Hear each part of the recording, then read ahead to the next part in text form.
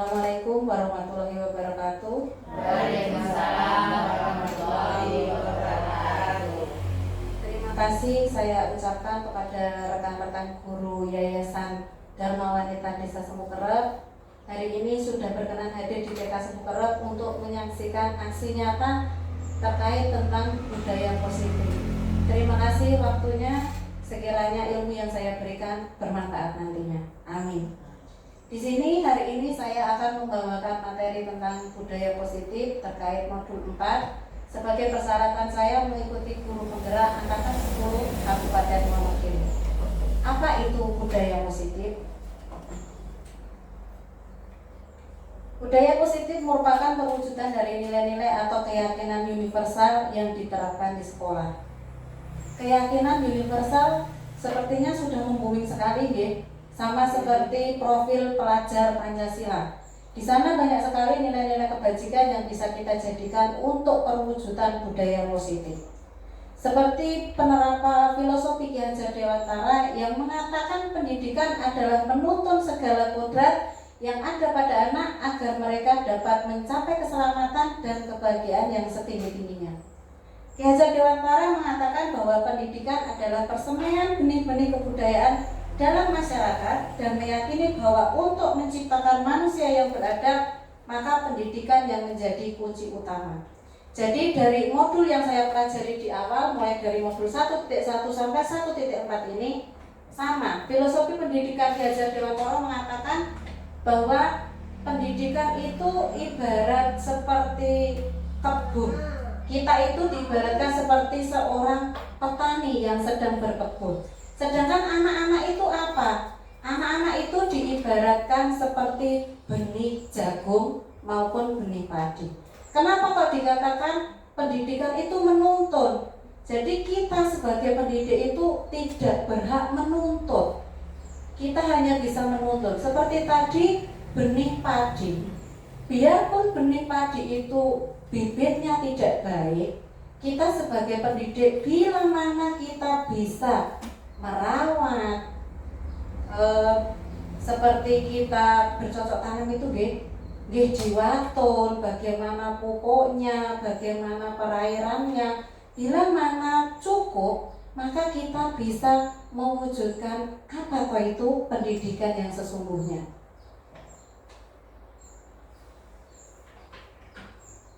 Di sini ada perubahan paradigma. Saya mengibaratkan seperti kegiatan kepalan tangan.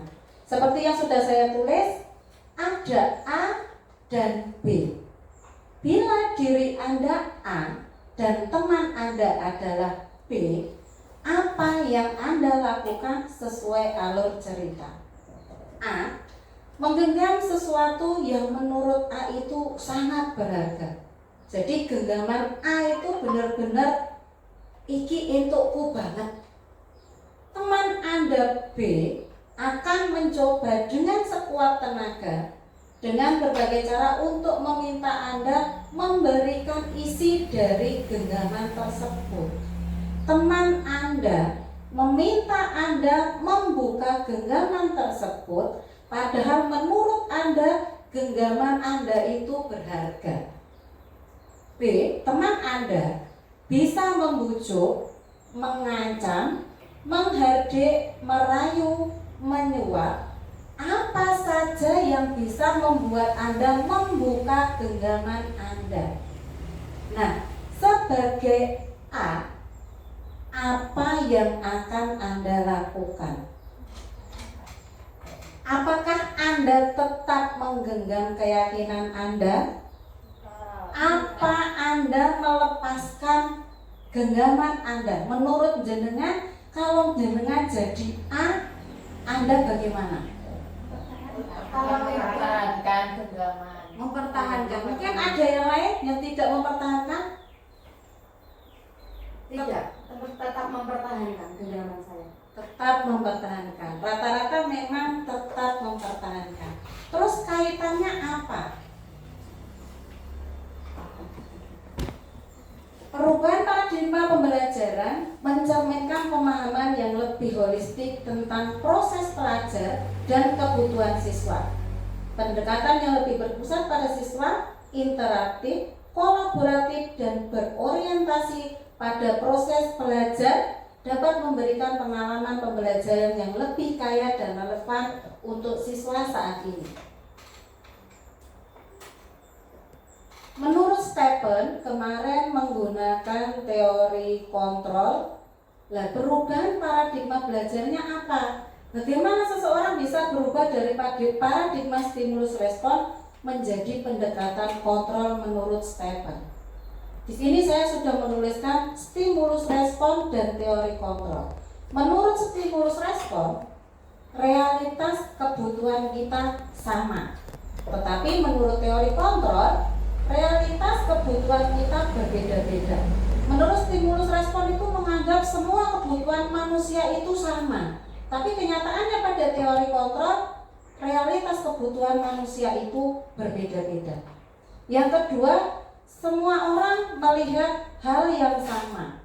Sedangkan teori kontrol, setiap orang memiliki gambaran yang berbeda. Kita tidak bisa melihat sesuatu itu sama dengan yang lain.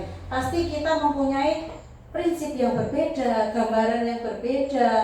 Yang ketiga, kita mencoba mengubah orang agar berpandangan sama dengan kita. Sedangkan teori kontrol, kita berusaha memahami pandangan orang lain tentang dunia. Ini sama. Stimulus respon itu menganggap semua apa yang jadi pandangan kita itu sama seperti orang lain. Oh, kayak ini prinsipnya podo lho kaya aku. Mereka berpandangan kita ini semua sama. Tetapi kalau di teori kontrol, itu kita yang harus memahami pandangan orang lain. Keempat, perilaku buruk dilihat sebagai suatu kesalahan. Kalau stimulus respon itu pasti berpikirnya wong kuwi nek nglakoni sesuatu sing elek, kuwi iki salah. Tapi kalau menurut teori kontrol, semua perilaku memiliki tujuan. Seseorang melakukan suatu kesalahan pun pasti ada tujuannya. Stimulus yang kelima, orang lain bisa mengontrol saya. Yang ingin saya tanyakan, benar nggak Bu, orang lain bisa mengontrol kita? Tidak bisa. Sama seperti teori kontrol. Hanya Anda yang bisa mengontrol diri Anda. Itu sama seperti kita kepada anak-anak. Kita berharap kita bisa mengontrol anak-anak. Tapi ternyata yang bisa mengontrol diri kita sendiri itu ya kita. Sama, anak-anak pun tidak bisa kita paksa untuk mengikuti apa seperti mau kita. Selanjutnya, pemaksaan ada pada saat rujukan gagal, stimulus respon. Ya, betul sekali. Saat kita sudah gagal melakukan, pasti ujung-ujungnya apa? Pemaksaan. Sedangkan teori kontrol, kolaborasi dan konsensus menciptakan pilihan-pilihan baru. Stimulus respon selanjutnya, model berpikir menang kalah. Pokoknya aku pun nek orang menang ya kalah. Tetapi kalau teori kontrol itu berpikir menang-menang. Ayo kita menang, kita pasti bisa. Itulah perubahan paradigma stimulus respon menjadi pendekatan teori kontrol. Selanjutnya, kita sampai pada disiplin positif. Sebelum saya maju ke materi disiplin positif, saya ingin bertanya Bu, kalau kita mendengar kata disiplin apa yang pertama kali muncul di pemikiran jenengan? Disiplin. Taat pada aturan. Tertib. Kalau saya pertama kali mendengar kata disiplin itu pasti peraturan. Peraturan yang harus ditaati. Bila mana nanti saya tidak bisa menaati peraturan tersebut, saya akan mendapatkan sebuah hukuman. Itu saat pertama kali saya mendengar kata disiplin.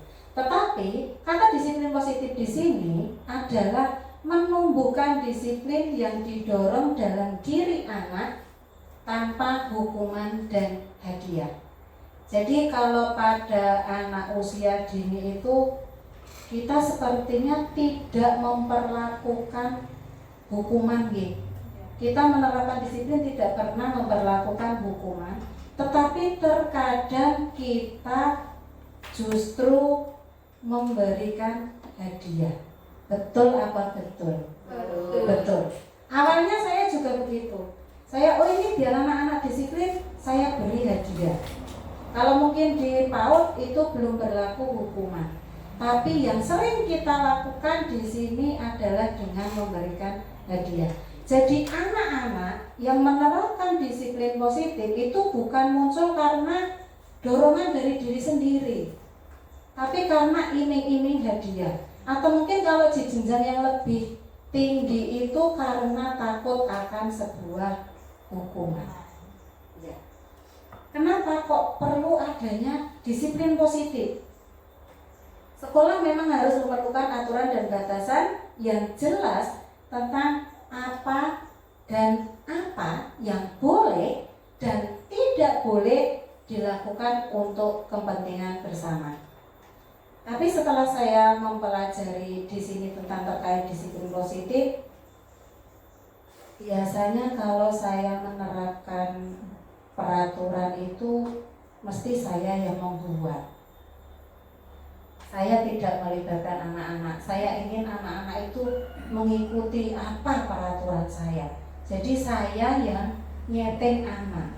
Tapi ternyata di sini kita membutuhkan kolaborasi dengan anak, sehingga anak tahu, anak ngerti, oh peraturan ini maknanya ini loh. Bukan guru yang bikin peraturan, anak-anak hanya mengikuti saja. Kesepakatan yang dibuat bersama, yang dipraktekkan bersama-sama akan mendorong anak melakukan kegiatan sehari-hari dengan baik dan teratur. Beda kalau peraturan itu kita yang membuat sendiri, gitu. Beda lagi kalau itu kita buat bersama anak-anak. Sehingga disiplin positif menjadi terkendali. Tujuan utama kita adalah menumbuhkan disiplin positif. Terus apa gunanya? Kenapa kok kita harus menerapkan disiplin positif? Ini bisa kita pakai di rumah juga bisa, kita pakai di sekolah juga bisa. Untuk apa? Untuk dapat menumbuhkan kepercayaan diri anak, supaya kepercayaan diri anak itu bertambah. Yang kedua, dapat mendukung kemandirian anak dan rasa bertanggung jawab atas dirinya. Betul sekali. Kemarin saya menerapkan itu, betul sekali. Efeknya anak jadi mandiri, gak tergantung pada kita dan bertanggung jawab. Itu yang sudah saya lakukan di sekolah. Yang ketiga, dapat mendukung lingkungan yang lebih baik dalam keluarga maupun di sekolah. Jadi penanaman disiplin positif itu bukan sepenuhnya di sekolah saja, ya. Bisa kita lakukan juga di rumah. Lanjut lagi, konsep disiplin positif. Konsep disiplin positif di sini saya memasukkan 5. Yang pertama, keterlibatan aktif. Guru sebagai fasilitator yang aktif dalam membantu siswa memahami dan mengelola perilaku mereka. Nikne dari yang pertama ini sebetulnya kita sudah sering sekali melakukan nggih. Guru sebagai fasilitator yang aktif. Terus tugas kita apa? Tugas kita membimbing siswa melalui proses belajar dari kesalahan. Jangan menganggap kesalahan itu sesuatu yang buruk, tapi justru dari kesalahan itu kita bisa belajar. Kok dari kesalahan ada belajarnya kok? Bukannya kesalahan itu kan sesuatu yang tidak perlu kita ulang, ya. Tapi kita bisa belajar dari kesalahan dengan cara apa? Membantu mereka mengidentifikasi perilaku yang tidak diinginkan. Betul sekali. Mempraktekkan keterampilan sosial yang lebih baik. Jadi jangan beranggapan kesalahan itu sesuatu yang buruk, tapi kita mencoba untuk menjadi lebih baik lagi dari suatu kesalahan. Konsep disiplin yang kedua, pembangunan hubungan yang positif. Dengan cara apa? mengenal siswa secara individual. Kalau kita sebagai pendidik PAUD, saya rasa ini masuk sekali. Kita pasti nek cara basa Jawane iki awake dhewe iki dienggo kanca bocah-bocah. Jadi ya arep kita ki sudah 40 tahun, tetap di depan anak-anak itu kita pasti berasa umur 6 tahun.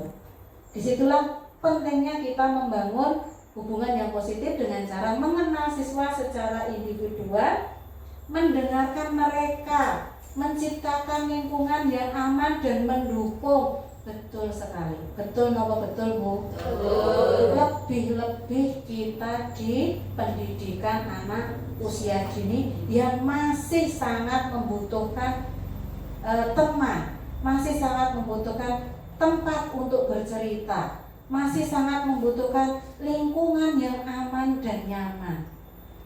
Yang ketiga, pengajaran keterampilan sosial untuk mengelola perilaku dengan baik.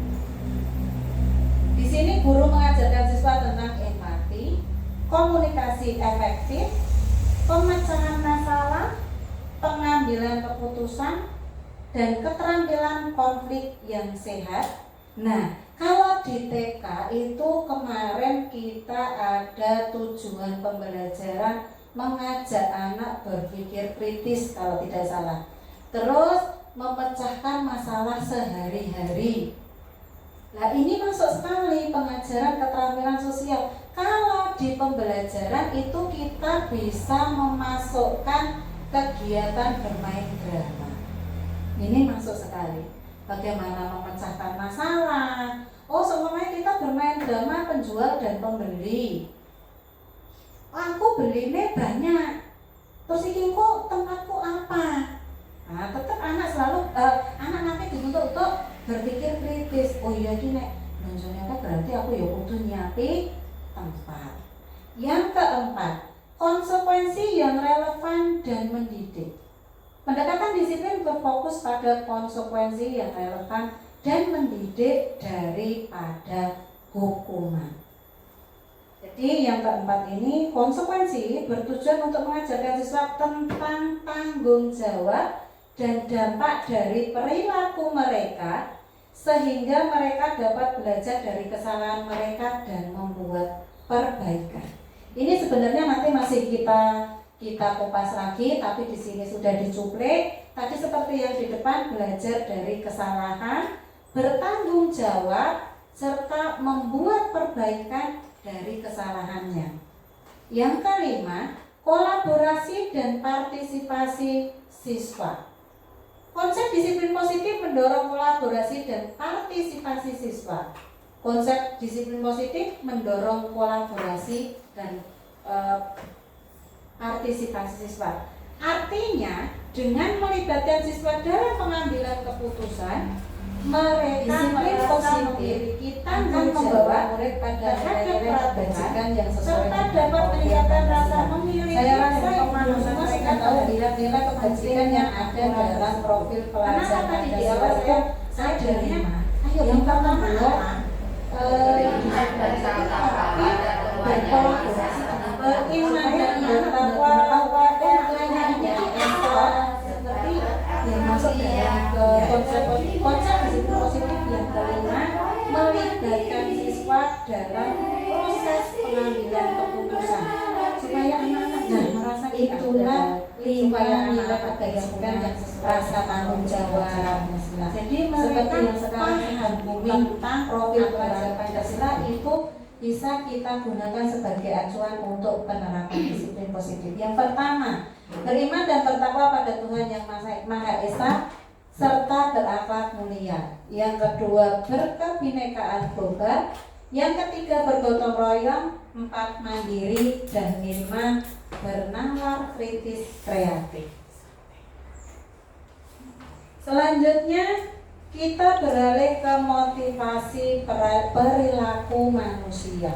Ada 3 motivasi perilaku manusia dan saya yakin kita pernah melakukan 1, 2 atau mungkin ketiganya.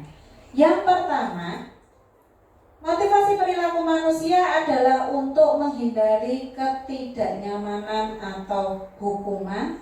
Ini adalah merupakan motivasi yang bersifat eksternal.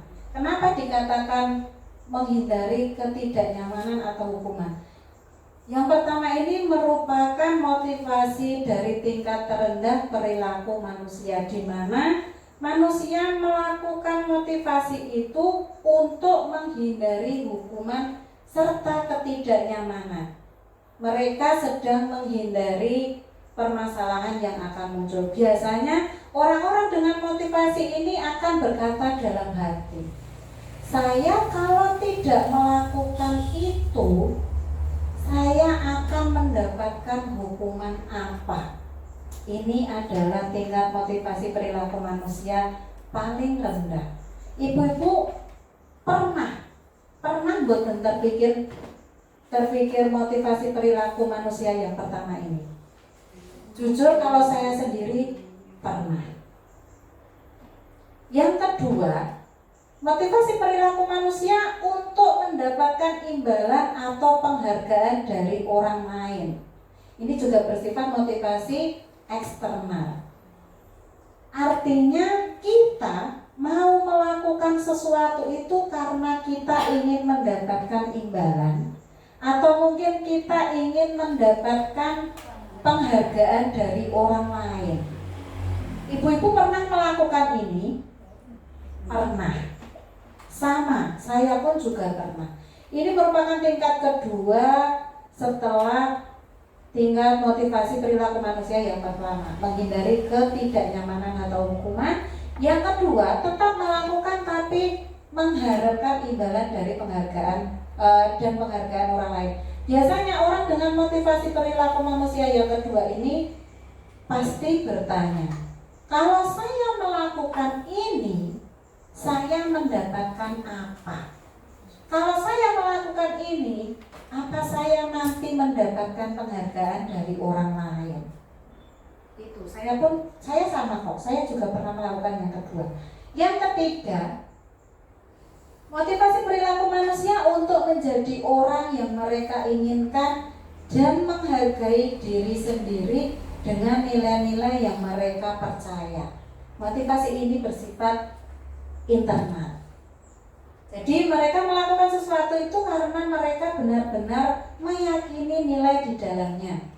Ini adalah motivasi yang membuat seseorang memiliki disiplin positif karena motivasi bersifat internal. Ibu-ibu mungkin pernah juga melakukan yang ketiga ini.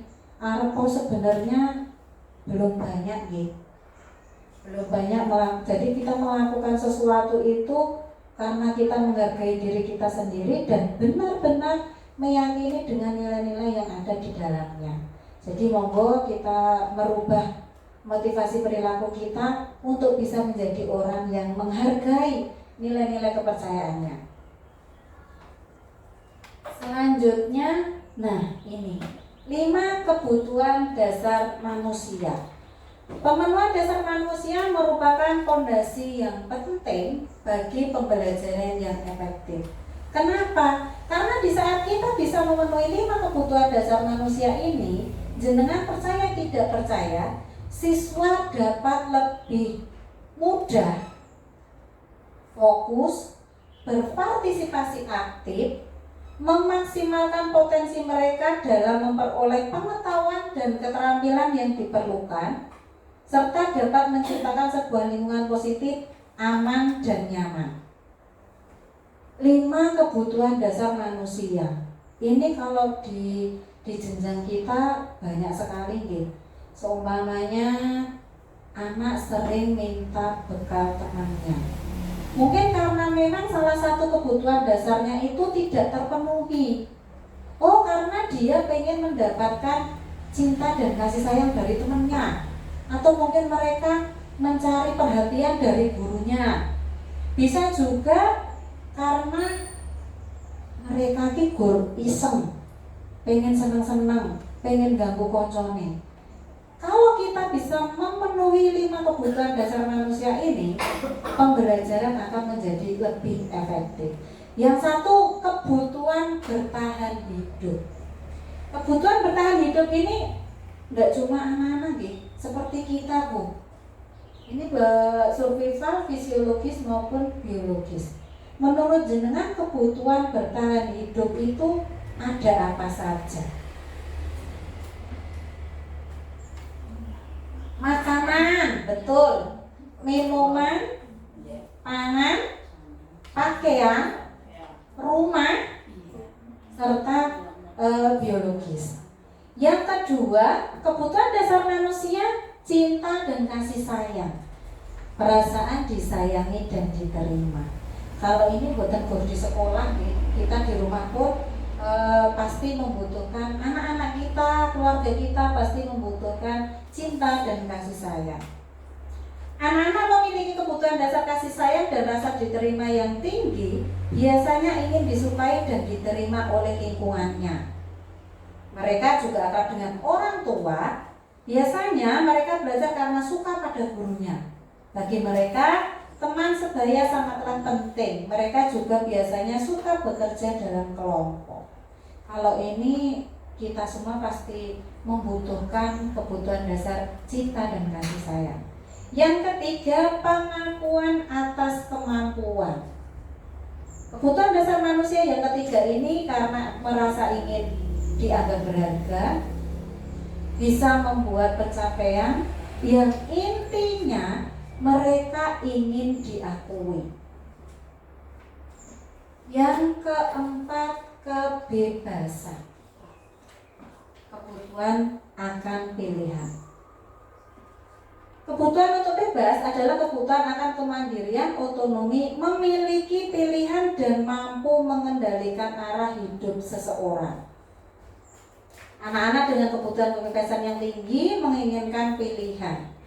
Mereka perlu banyak bergerak, mereka perlu mencoba hal baru, mereka tidak terpengaruh oleh orang lain dan selalu ingin mencoba hal-hal yang menarik. Yang kelima, kebutuhan dasar manusia adalah kebutuhan untuk merasa senang.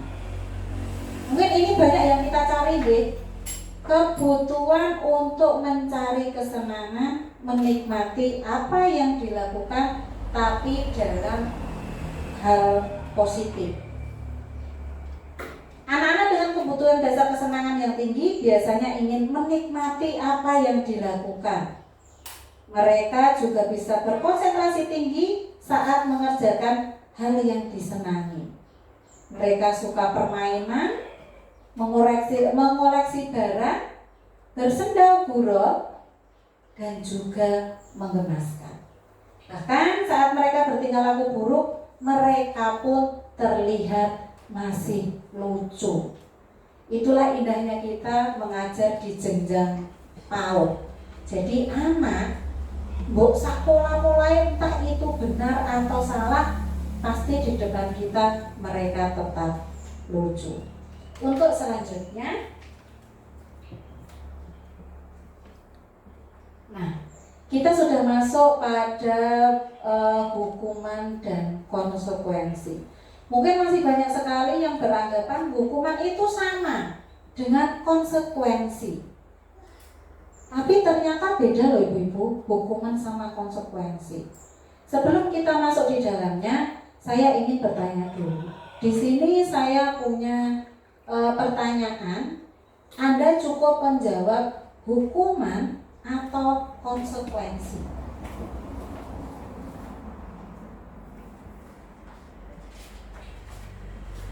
Yang pertama,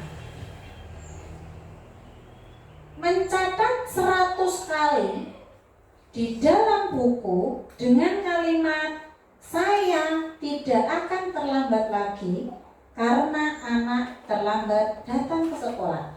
Niku menurut jenengan hukuman apa konsekuensi? Konsekuensi? Ada yang hukuman? Sama, konsekuensi. Yang kedua, lari mengelilingi lapangan basket 2 kali karena terlambat hadir di sekolah. Hukuman. Ketiga, murid diminta untuk push up 15 kali karena tidak menggunakan masker ke sekolah. Hukuman atau konsekuensi? Hukuman. Keempat, menggantikan kertas tugas teman yang telah dicoret-coret. Konsekuensi. Membersihkan tumpahan air di meja tulis karena tersenggol pada saat belajar. Konsekuensi. Murid disuruh untuk mengenakan sepatu seharian di sekolah karena tidak mengenakan sepatu warna hitam. Konsekuensi. Ada yang konsekuensi, ada yang hukuman. Yang terakhir, lari mengelilingi lapangan basket 2 kali karena terlambat 10 menit untuk pelajaran PJOK.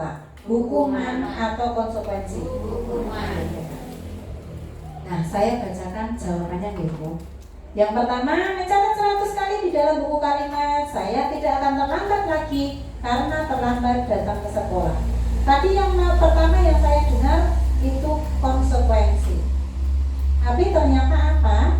Ternyata yang pertama ini adalah hukuman. Yang kedua, lari mengelilingi lapangan basket 2 kali karena terlambat hadir di sekolah. Tadi ada sebagian yang hukuman, tapi ada juga sebagian yang konsekuensi.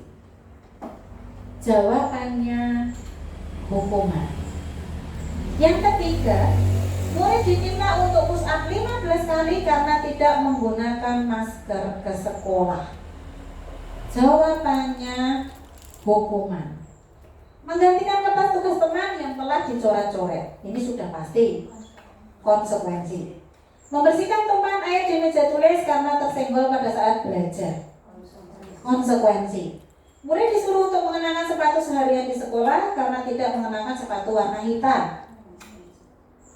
Konsekuensi? Masuknya hukuman. Lari mengelilingi lapangan basket 2 kali karena terlambat 10 menit untuk pelajaran PJOK. Hukuman? Jawabannya konsekuensi. Karena di sini ada kata-kata pelajaran PJOK. Mungkin masih sama gitu. Saya pun dulunya juga masih rancu sekali antara hukuman sama konsekuensi. Sama loh, hukuman ki yo konsekuensi, konsekuensi itu juga hukuman. Tapi ternyata setelah saya mempelajari modul ini berbeda Ibu-ibu. Kalau hukuman itu sesuatu yang tidak ada hubungannya dengan kejadian. Yang pertama, karena terlambat ke sekolah kok, kenapa harus mencatat tulisan kalimat sampai 100 kali? Saya tidak akan terlambat lagi. Itu ada hubungannya sama kejadian tidak? Karena terlambat sekolah. Tidak ada. Tidak ada. Lari mengelilingi lapangan basket 2 kali karena terlambat hadir di sekolah. Wong terlambat ke sekolah kok malah dikon ngubengi lapangan. Kan tidak ada sangkut pautnya. Orang gathok. Murid diminta untuk push up karena tidak menggunakan masker. Loh, kok orang nganggo masker kok dikon push up? Kan tidak menurut kejadian itu, Bu. Menggantikan kertas tugas yang telah dicoret-coret. Nah, ini baru masuk. Masuknya apa? Konsekuensi. Konsekuensi itu sesuai dengan kejadian. Karena sudah nyoret-nyoret, ya kamu harus mengganti. Membersihkan tumpahan air di meja tulis karena tersenggol. Masuknya konsekuensi. Karena apa? Karena menumpahkan air, ya harus dibersihkan. Itu masuk. Kecuali kalau menumpahkan air terus anak-anak disuruh membersihkan WC. Itu baru yang namanya hukuman. Murid disuruh mengenakan sepatu seharian karena tidak mengenakan sepatu warna hitam. Nah, berarti itu masuknya hukuman. Lari mengelilingi lapangan basket 2 kali karena terlambat pelajaran PJOK. itu konsekuensi. Jadi dari sini saya bisa belajar membedakan antara hukuman dan konsekuensi. Kalau hukuman itu sesuai dengan kejadian, hukuman itu tidak sesuai dengan kejadian, tapi kalau konsekuensi itu mengalir dengan kejadian, isih ono hubungane. Nah, ini kita lanjut perbedaan hukuman dan konsekuensi. Kalau hukuman itu sesuatu yang menyakitkan yang harus terjadi. Jadi baik yang menyakitkan fisik atau verbal, yang mungkin menimbulkan suatu kemarahan, suatu kebencian, yang akhirnya menjadi apa? Dendam.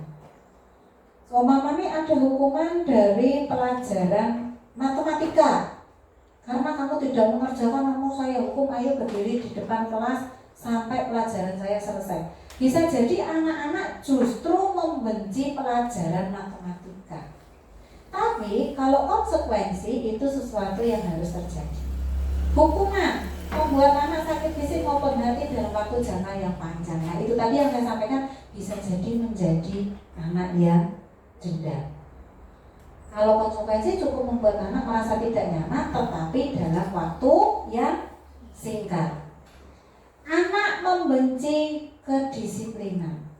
Bisa jadi ini mungkin banyak untuk kalau anak saya di usia SMP mungkin ini masuk, karena mereka beranggap suatu aturan itu lebih bagus kalau saya melanggarnya. Nanti nek dielekke justru anak tersebut membenci kedisiplinan. Kalau konsekuensi beda lagi, anak akan menghargai kedisiplinan. Hukuman, anak menyembunyikan kesalahan. Kalau ini saya rasa bukan cuma di sekolah, di rumah pun saat anak melakukan suatu kesalahan dan kita memberikan hukuman, itu justru anak akan menyembunyikan kesalahannya. Lempar batu sembunyi tangan. Karena apa? Ya takut akan hukuman. Tapi beda lagi kalau dengan konsekuensi. Anak belajar mematuhi peraturan. Hukuman itu bersifat paksaan. Kenapa kok bersifat paksaan? Yaitu tadi karena tidak ada kesepakatan dengan anak, bersifatnya mendadak juga, ora diduga-duga, ora dinyana, apa?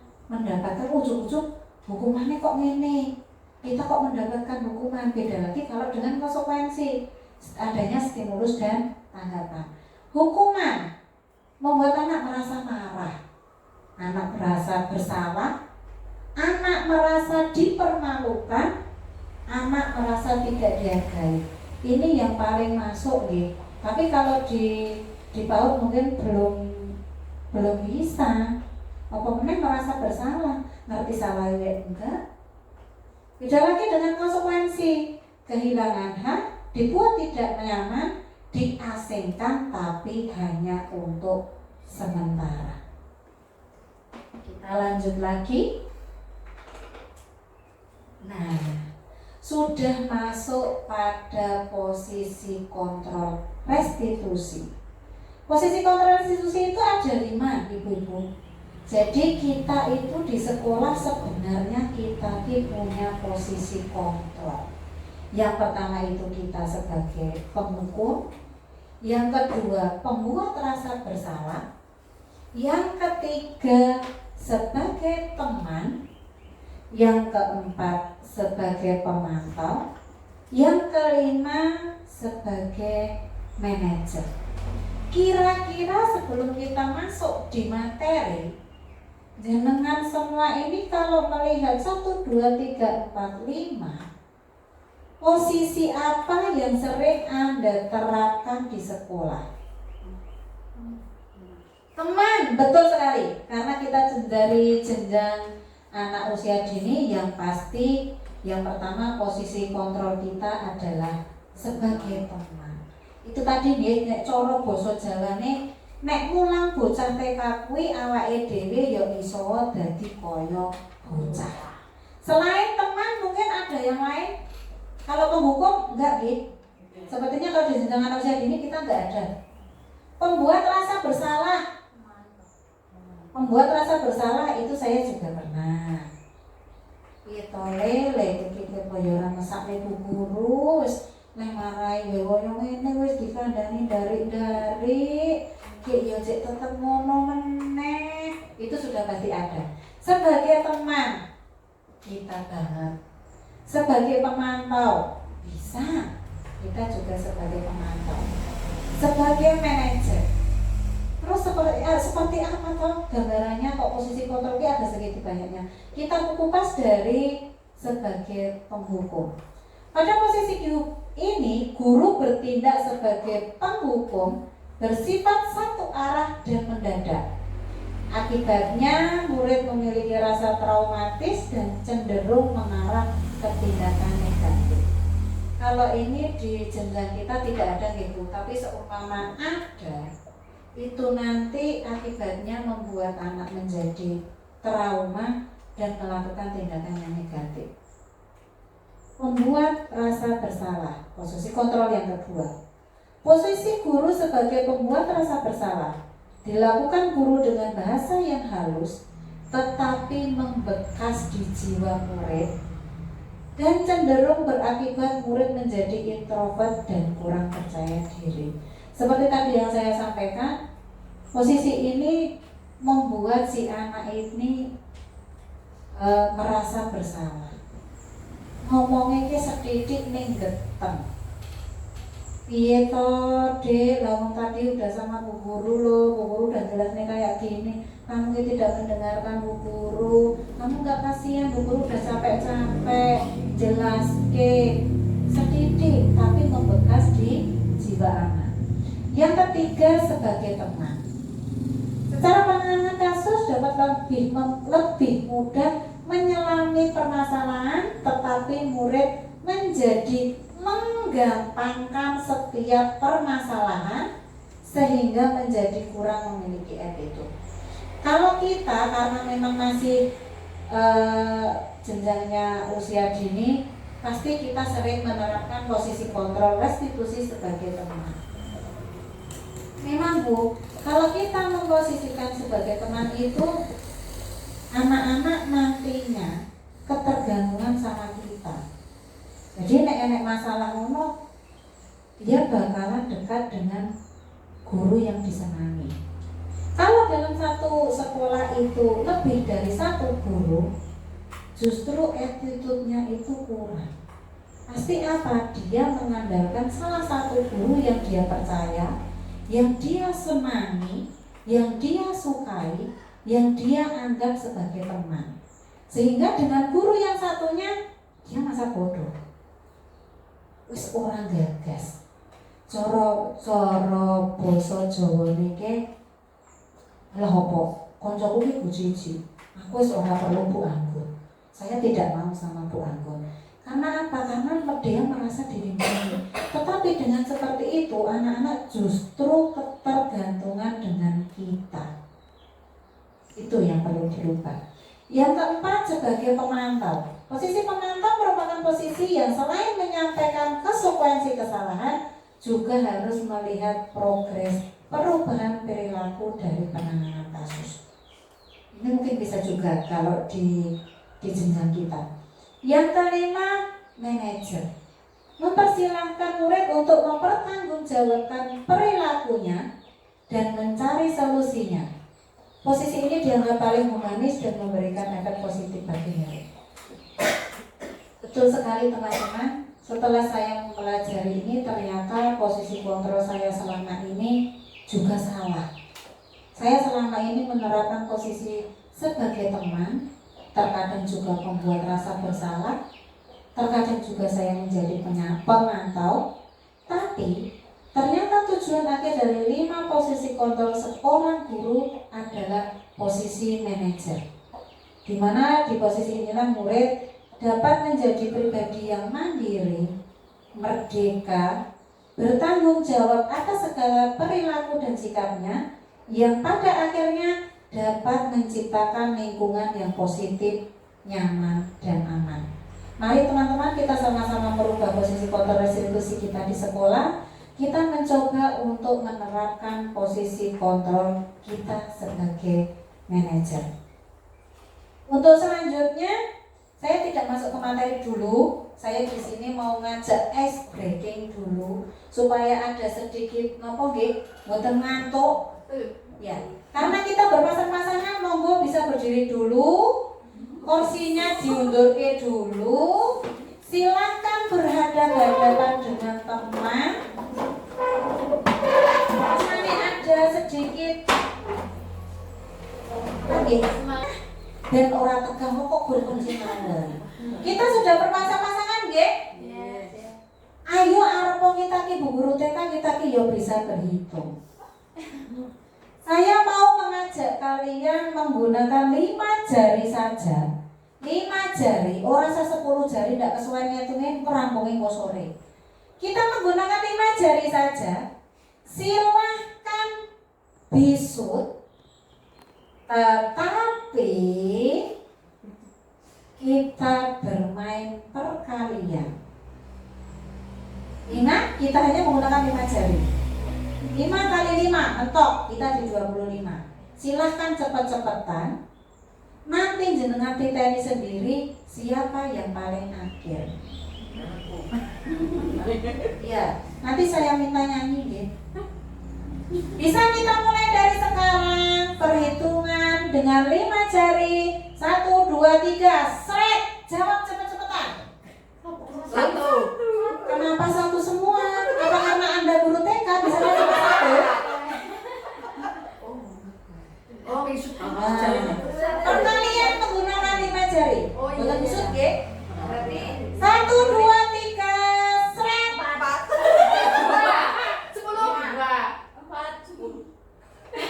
2 kali 5 berapa Bu Sagia? Ya, berarti Bu Darmi yang menang. Bukan nih? 2. Siapa yang menang? Sekali lagi saya minta yang menang. 1, 2, shoot. 1.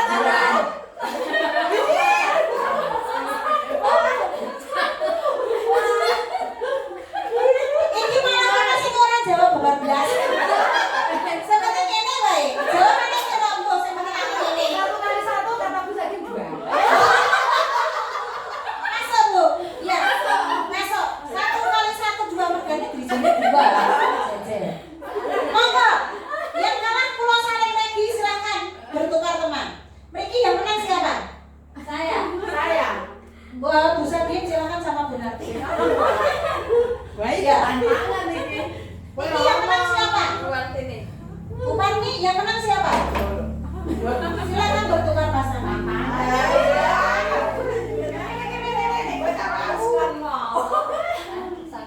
Silakan Anda ulangi sekali lagi. Nanti hadiah bisa langsung masuk rekening masing-masing. Ditunggu. Nanti nunggu dari pusat. Kita coba sekali lagi. 1, 2, 3.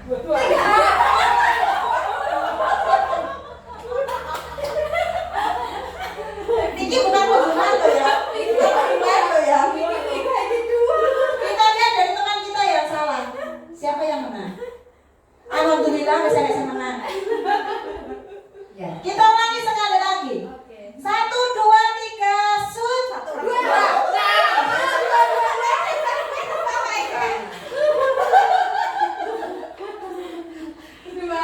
Saya ulangi sekali lagi. 1, 2, 3, shoot.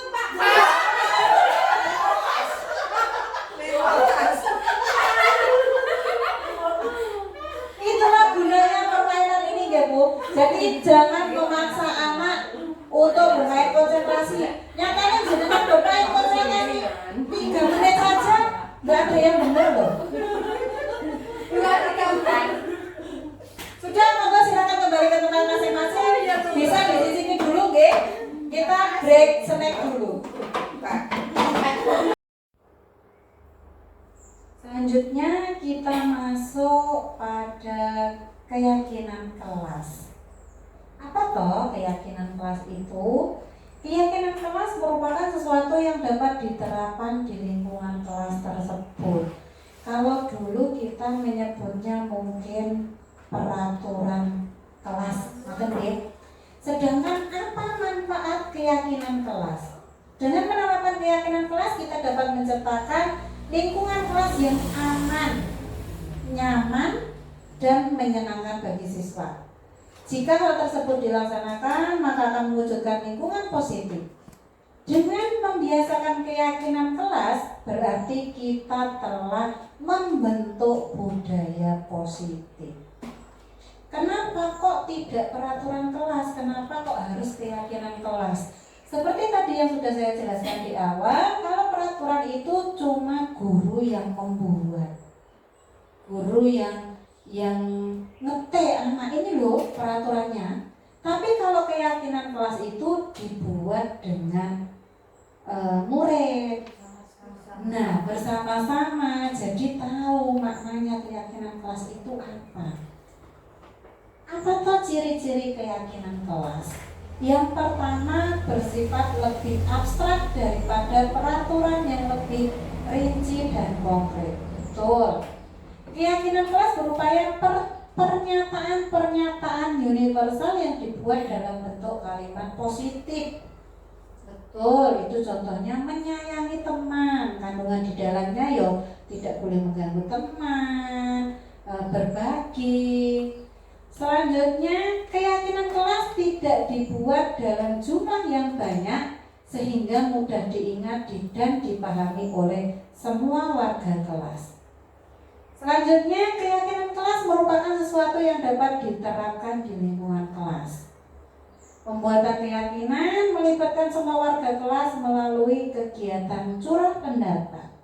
Jadi kita mengajak anak-anak, mengajak murid-murid untuk membuat keyakinan kelas dengan mendengarkan curah pendapat mereka.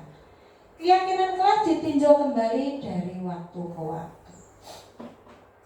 Dari pembelajaran keyakinan kelas kita saat ini, saya sendiri kemarin memang awalnya kesulitan untuk menerapkan keyakinan kelas. Apalagi sampai dibuat tertulis, apalagi sampai dibuat poster. Sedangkan untuk anak usia dini saja saiki ngomongi bu gurune minger lali. Nah, terus bagaimana cara saya menerapkan keyakinan kelas? Saya yakin kalau keyakinan kelas hanya berbentuk kata-kata, hanya berbentuk tulisan, itu masih sangat susah sekali untuk anak usia dini. Terus saya memakai apa? Saya memakai kertas gambar. Nah, kertas gambar ini saya dapatkan dari mana? Saya dapatkan dari pendapat anak-anak. Oh, untuk menciptakan suatu kelas yang nyaman untuk belajar, kita harus bagaimana? Kemarin ada anak yang menyebutkan, oh bu, nek di dalam kelas ki berarti awake dhewe iki ora entuk rame ya? Iya, saya buat posternya. Bu, ben kelasnya penak dipakai ke, berarti kudu bersih ya? Iya, saya buat posternya. Bu, nek enek jero kelas ki ojo gawe reget ya, nek membuang sampah ya pada tempatnya. Iya, tidak boleh membuang sampah sembarangan, membuang sampah pada tempatnya.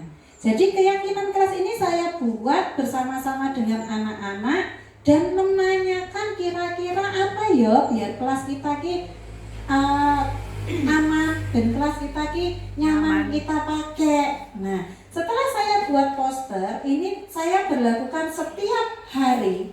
Setiap hari itu anak-anak saya minta untuk mengambil salah satu keyakinan kelas dari apa yang saya katakan toples keyakinan. Jadi gambar-gambar ini saya masukkan ke dalam toples. Anak-anak saya minta untuk mengambil salah satu, dan kita salah satu yang membacakan gambarnya. Jadi kalau tulisan itu untuk anak usia dini kan masih jauh ya, karena sebagian tidak bisa belum bisa membaca. Jadi saya alihkan menjadi gambar. Kemarin itu ada yang begini, Bu, kita belum membaca keyakinan kelas.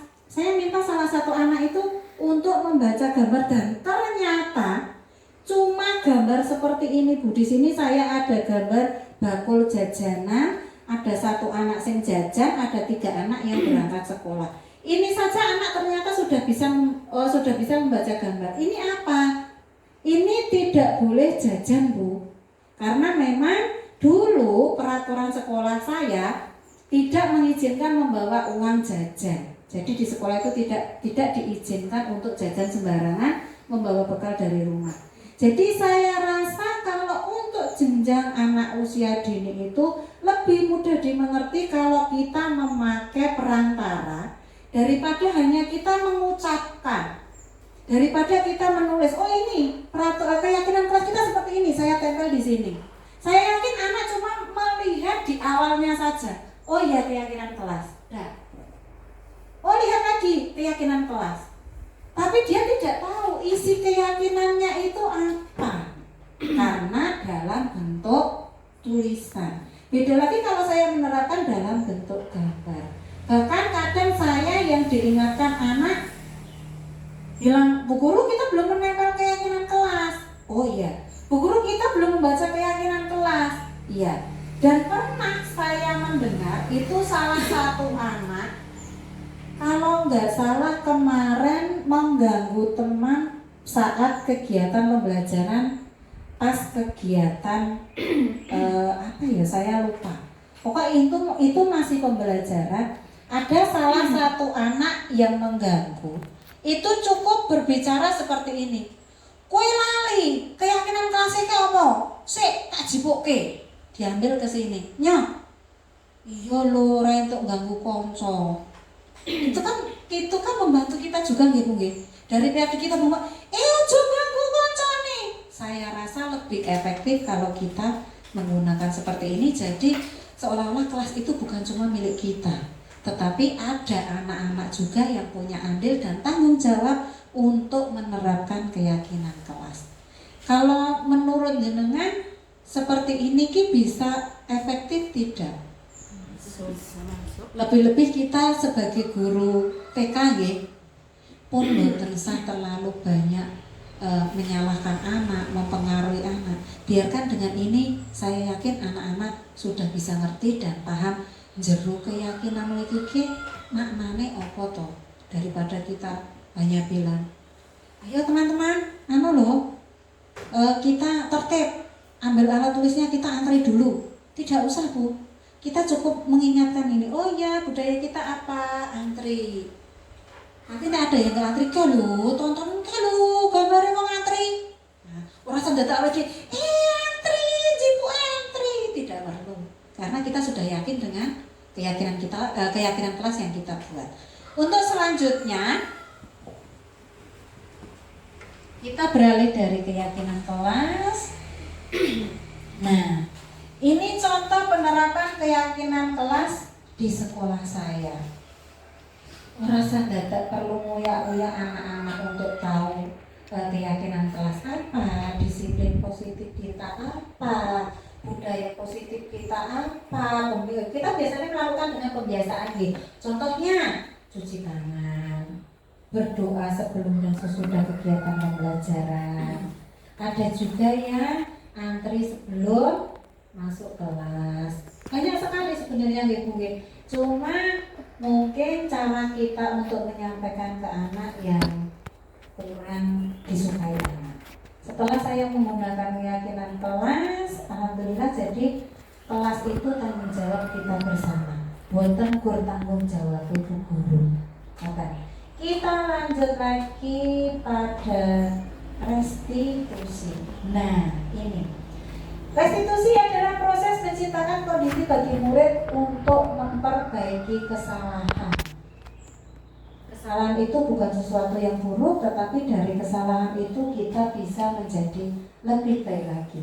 Penerapan segitiga restitusi di sekolah dapat menciptakan lingkungan belajar yang aman, mendukung kolaborasi dan mengembangkan keterampilan sosial siswa.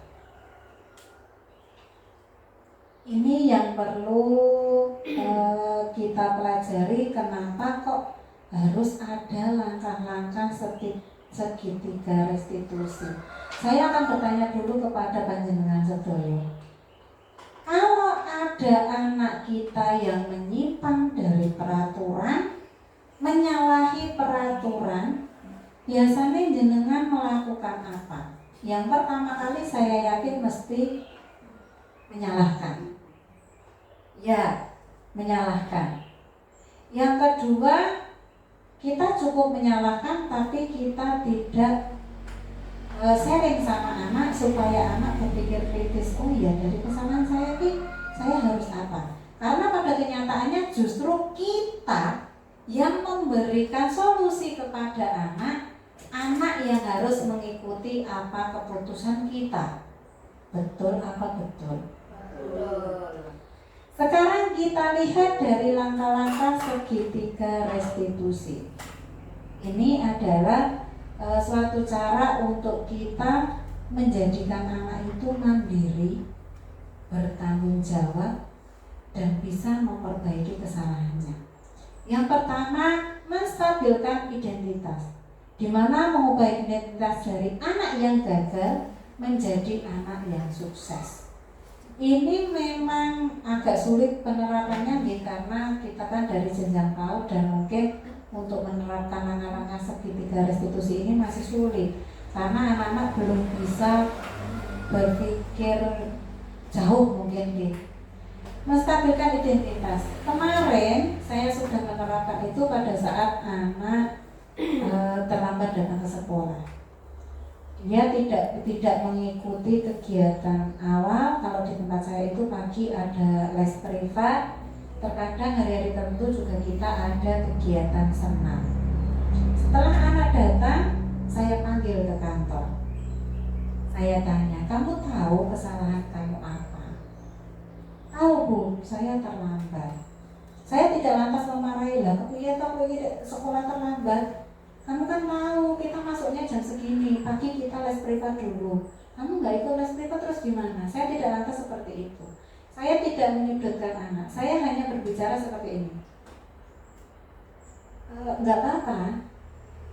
Menurut kamu kalau terlambat itu kesalahan bukan? Iya Bu, kesalahan. Bu guru juga pernah melakukan kesalahan. Jadi saya tidak mau membuat anak itu merasa semakin bersalah. Lambat, tidak bisa mengikuti kegiatan, saya terus memojokkan. Enggak apa-apa, Bu guru pun pernah kok berbuat salah. Tapi dari kesalahan itu, ayo kita cari solusinya bersama-sama.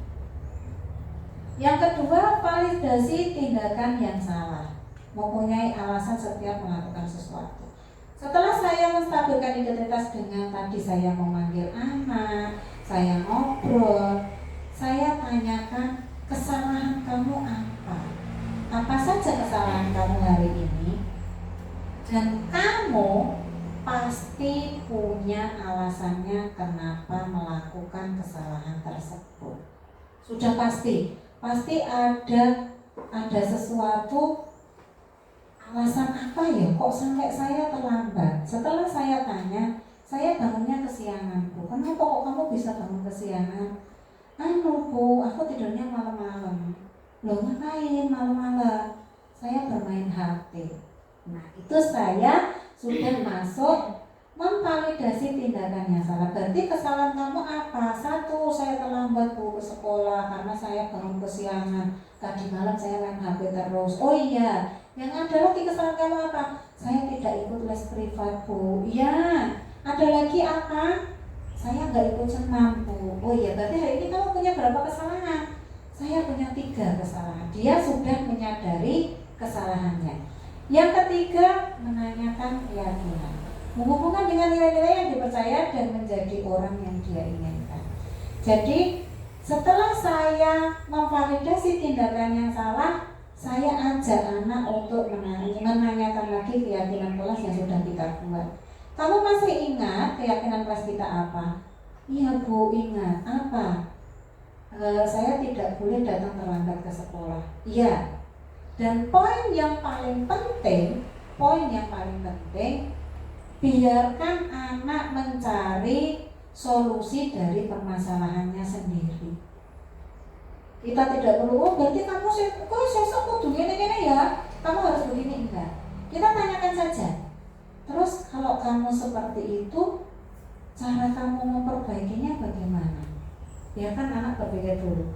Oh iya Bu, sesuk aku tak ora telat meneh ya. Ya, terus ben ora telat kuwi caramu kepiye? Saya tidurnya nggak malam-malam ya Bu ya, ben ora ngantuk ya. Nah aku ora ngantuk kan aku iso tanyine esok ya Bu. Bagus. Terus gimana lagi? Nek aku mangan esok berarti aku cek iso melu privat ya Bu. Bisa. Aku cek iso melu senam Bu. Bisa. Karena kamu berangkatnya lebih awal, lebih pagi. Oh iya Bu, berarti besok aku tak anu ya Bu, ngangkatku tak esui. Terus aku engko tangine ya ora kawanan. Terus aku boboke tak ora bengi-bengi ya Bu. Iya. Itu berarti kita sudah menerapkan segitiga restitusi.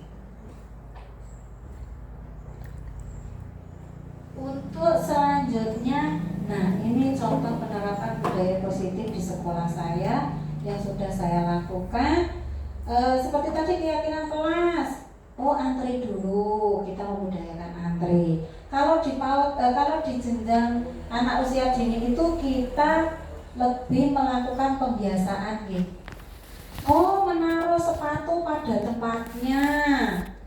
Setiap hari apa kita melaksanakan sholat duha. Oh berdoa dulu sebelum dan selesai kegiatan. Oh pembudayaan penerapan 5S, salam, sapa, senyum, sopan, santun. Itu salah satu contoh penerapan budaya. Salah banyak penerapan budaya positif di sekolah saya. Mudah-mudahan dari pemaparan materi yang saya sampaikan hari ini bisa menjadi tambahan ilmu untuk teman-teman semua. Kita bisa menerapkan budaya positif di sekolah agar anak-anak terasa nyaman, senang, dan lingkungan sekolah itu bukan sesuatu yang membosankan. Jadi ya anak-anak kita di numpang sekolah, wah nek sekolah penak kok orang diseneni, oh nek di sekolah penak kok orang dihukum. Bisa juga kita menerapkan budaya positif ini di rumah. Demikian materi dari saya tentang budaya positif. Sekali lagi saya ucapkan terima kasih kepada teman-teman yang berkenan hadir di TK Semu Kerep. Mudah-mudahan ilmu yang saya berikan bermanfaat. Terima kasih waktunya. Mohon maaf bila ada salah. Wabillahi taufiq wal hidayah. Wassalamualaikum warahmatullahi wabarakatuh. Waalaikumsalam.